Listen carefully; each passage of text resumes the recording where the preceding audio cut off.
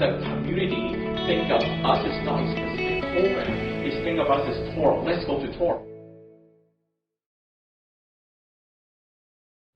Hello everyone, I'm Glenn Faison, Alumni Engagement Director for Touro University, California in the Office of University Advancement. I'd like to welcome you all to the latest episode of The Current, which is the university's alumni broadcast. Joining me today is Dr. Clipper Young. He's a 2013 graduate of the College of Pharmacy, a member of the College of Osteopathic Medicine's faculty, and also a member of the newly constituted Alumni Association Board of Directors. So, Dr. Young, thanks for joining us today. Thanks, Glenn, for having me here. Yeah, I appreciate you taking the time. So I mentioned that you're a member of the reconstituted Alumni Association Board of Directors. Thank you very much for stepping to the plate for that. What motivated you to join the Alumni Association Board of Directors, and why now? Well, I think the journey started with you emailing me. And so thank you for that opportunity.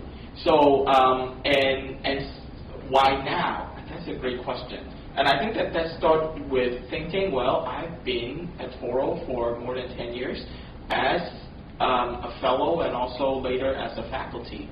So it's really time to give back at a different level. I see it as being a person in the Alumni Association. It's a different way of giving back.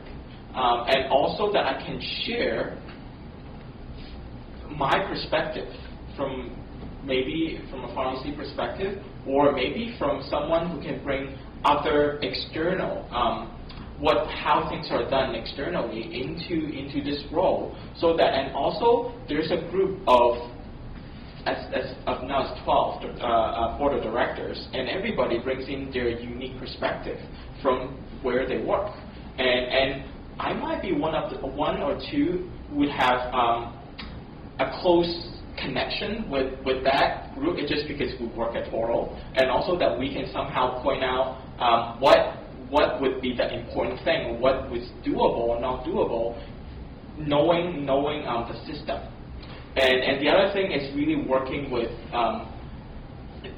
the leaders in the university at a different level, like Dean Hendricks is part of that, and also you are part of that, so that also exchange ideas and how we can grow this. Because when I was, to be honest with you, when I was a graduate 10 years ago, I didn't pay enough attention.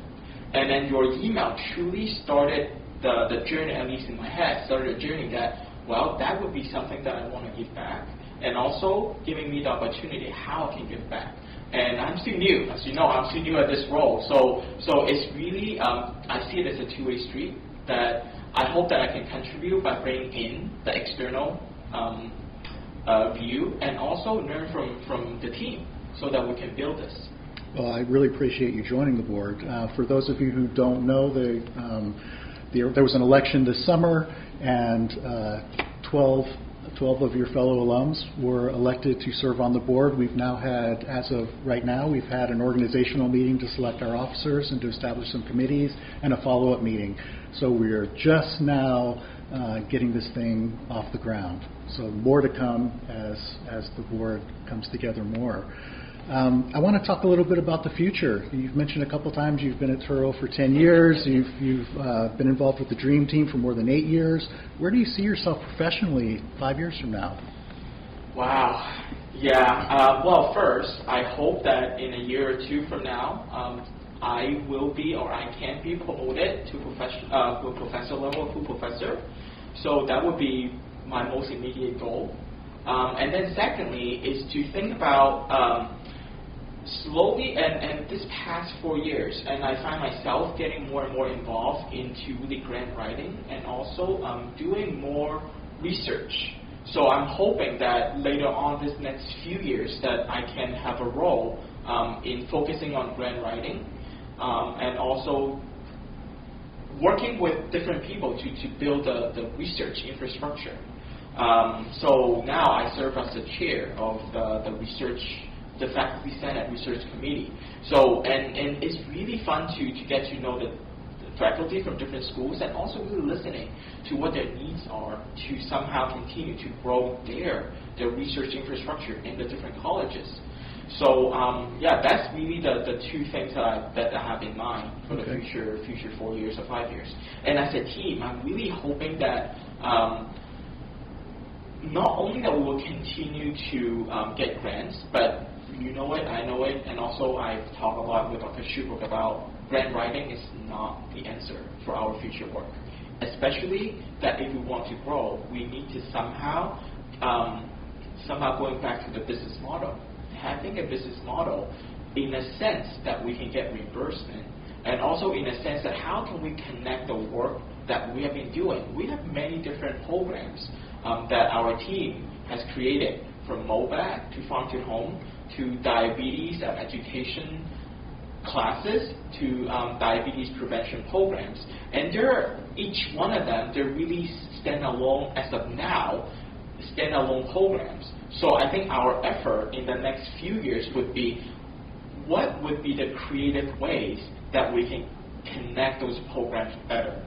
And we have started the conversation, specifically Dr. Schubrook and I, to how can we redefine the work that we've been doing and using MOBAC as the central point.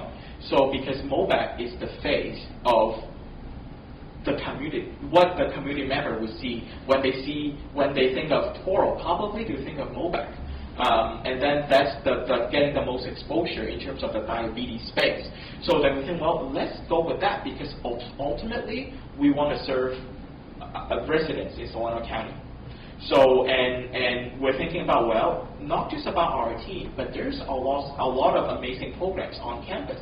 How can we also make the connection with all the programs, like, for example, the Happy program or the Happy Project or street medicine? So those are also amazing programs that I'm thinking, how can we find a common space so that we can connect with them better? Because I think that we have some connection, but I'm hoping to see the connections can be broader. So that would be the second level.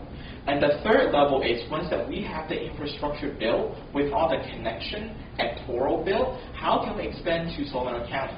Because yeah, our facing is all Solano County residents, but then how can we do it in a more coordinated effort, so that when the community think of us as not a specific program, is think of us as Touro. Let's go to Touro. And then I hope that there is that one person can coordinate, help to coordinate, to add to the coordination effort, so that when the community comes to Touro, that person would be the point person, and then share with us so that we can better match the needs.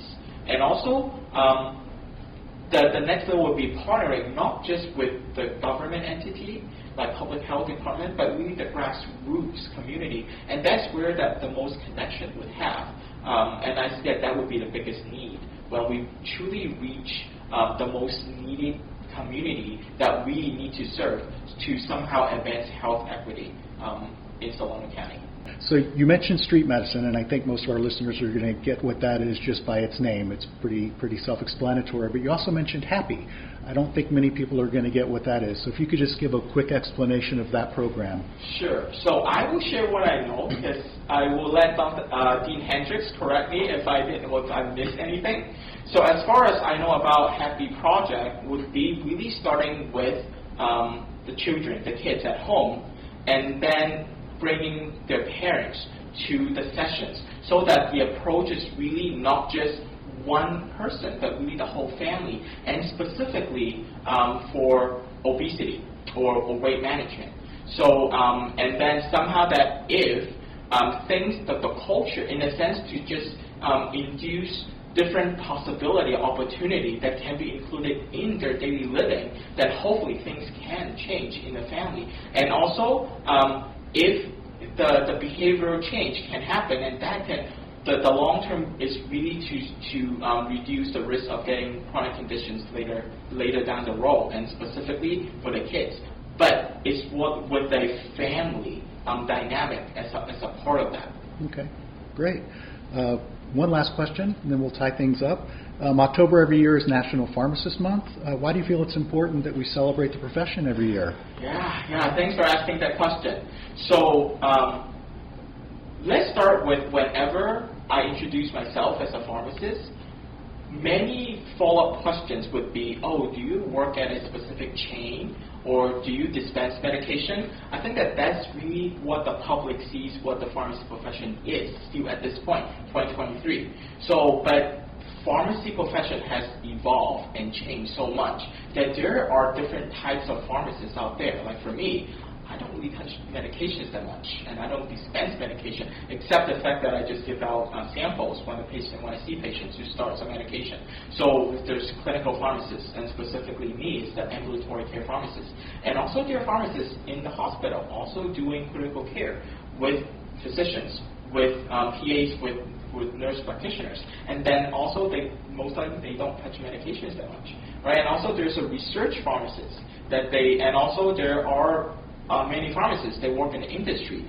So my point is there are many different roles of pharmacists now that I hope the public would stop for a few minutes and truly to learn about the different roles, so that we are not just into that specific. There is still many pharmacists still work in the community setting, but there are many that have not gotten exposure, or the public still don't know much about the role that they play.